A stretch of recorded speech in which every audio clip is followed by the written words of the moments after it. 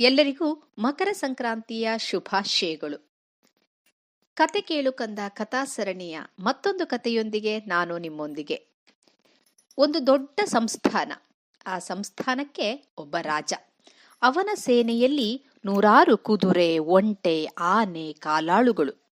ರಾಜನಿಗೆ ಅದರಲ್ಲಿ ಒಂದು ಆನೆಯ ಮೇಲೆ ಬಲು ಪ್ರೀತಿ. ಪ್ರತಿ ಯುದ್ಧವೇ ಆಗಲಿ ಮತ್ತೇನೇ ಆಗಲಿ ತಾಳ್ಮೆಯಿಂದ ಶ್ರದ್ಧೆಯಿಂದ ತನ್ನ ಕೆಲಸವನ್ನು ಮಾಡಿಕೊಂಡು ಬರುತ್ತಾ ಇತ್ತು ಆ ಆನೆ.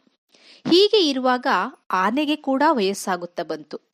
ಕೆಲಸ ಮಾಡುವ ಕ್ಷಮತೆ ಕುಂದಿದಂತೆ ಕಾಣತೊಡಗಿತು. ರಾಜ ಇನ್ನು ಆ ಆನೆಗೆ ತೊಂದರೆ ಕೊಡುವುದು ಬೇಡ ಎಂದು ಅದಕ್ಕೆ ಕೆಲಸ ಹಚ್ಚುವುದನ್ನು ನಿಲ್ಲಿಸಲು ಹೇಳಿದ. ಆನೆ ಮಂಕಾಗತೊಡಗಿತು. ಒಮ್ಮೆ ಹೀಗಿರುವಾಗ ನೀರು ಕುಡಿಯಲು ಕೊಳಕ್ಕೆ ಹೋದ ಆನೆ ಕೆಸರಿನಲ್ಲಿ ಸಿಕ್ಕಿಕೊಂಡು ಬಿಟ್ಟಿತು. ಎಷ್ಟೇ ಪ್ರಯತ್ನ ಪಟ್ಟರೂ ಹೊರಬರಲು ಸಾಧ್ಯವಾಗದೆ ಘೀಳಿಡತೊಡಗಿತು. ರಾಜ ಸೈನಿಕರ ಜೊತೆ ಬಂದು ಎಷ್ಟೇ ಪ್ರಯತ್ನ ಪಟ್ಟರೂ ಆನೆ ಕೆಸರಲ್ಲಿ ಹೂತುಕೊಳ್ಳುತ್ತಲೇ ಹೋಯಿತು. ರಾಜ ನೊಂದುಕೊಂಡ. ಮಂತ್ರಿಗಳ ಮುಖ ನೋಡಿ ಪರಿಹಾರ ಇಲ್ಲವೇ ಎಂದು ಕೇಳಿದ. ಮಂತ್ರಿ ಸೈನಿಕರನ್ನು ಕರೆದು ಯುದ್ಧದ ಕಹಳೆ ಧ್ವನಿ ಹೊರಡಿಸಲು ಆದೇಶಿಸಿದ. ಕಹಳೆಯ ದನಿ ಮೊಳಗಿದೆಂತೆಲ್ಲ ಆನೆ ಕಿವಿ ನಿಮಿರಿಸಿ ಕಣ್ಣರಳಿ ನೋಡಿತು. ತನ್ನೆಲ್ಲ ಶಕ್ತಿಯನ್ನು ಹಾಕಿ ಹೊರಬಂತು. ಎಲ್ಲರೂ ಹರ್ಷೋದ್ಗಾರ ಮಾಡಿದರು.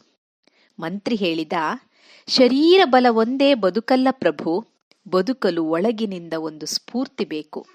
ನನ್ನ ಅವಶ್ಯಕತೆ ಈ ಜಗತ್ತಿಗಿದೆ ಎಂಬ ಭಾವದ ಪ್ರೇರಣೆ ಬೇಕು. ಆ ಸ್ಫೂರ್ತಿ ಬದುಕಲು ಪ್ರೇರೇಪಿಸಿದಾಗ ಮಾತ್ರ ಬದುಕಲು ಛಲ ಬರುತ್ತದೆ. ಈ ಪ್ರೇರಣೆ ನಮ್ಮ ಮೇಲೆ ನಮ್ಮವರು ಇಟ್ಟಿರುವ ಭರವಸೆ, ಪ್ರೀತಿಗಳಿಂದ ಸಿಗುತ್ತದೆ. ಒಂದು ಸಣ್ಣ ನಗು, ಒಂದೊಳ್ಳೆ ಮಾತು ಬದುಕಿನ ದಾರಿ ಬದಲಿಸಬಲ್ಲದು. ಆತ್ಮೀಯರೇ, ನಾವು ಬೇರೆಯವರ ಬದುಕಿಗೆ ಪ್ರೇರಣೆಯಾಗೋಣ ಹಾಗೂ ಬೇರೆಯವರಿಂದ ಪ್ರೇರಣೆ ಪಡೆದು ಬದುಕೋಣ ಅಂತ ಹೇಳ್ತಾ ಮತ್ತೆ ಮತ್ತೊಂದು ಕಥೆಯೊಂದಿಗೆ ನಾನು ನಿಮ್ಮನ್ನು ಭೇಟಿಯಾಗ್ತೀನಿ. ಅಲ್ಲಿಯವರೆಗೂ ನಮಸ್ಕಾರಗಳು.